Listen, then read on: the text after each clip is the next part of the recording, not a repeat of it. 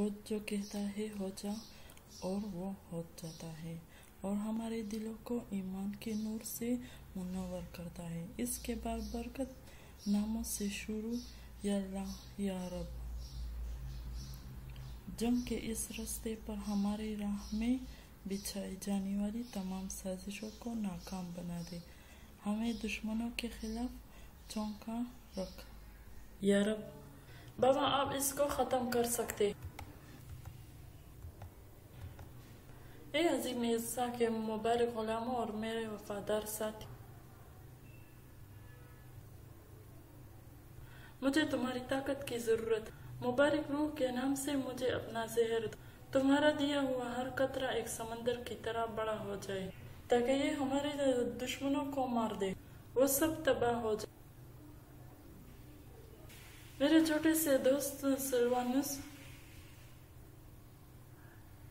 तुम्हारे दांतों के बीच शैतान का साया है। तुम क्या कहते हो? क्या तुम्हें खाने में थोड़ा और जायका मिलाना चाहिए?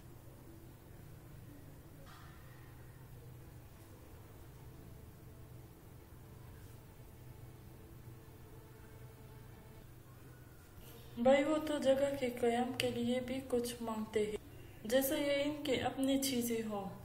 अल्लाह की दी हुई जमीन की वो हमसे कैसे कीमत वसूल कर सकते हैं?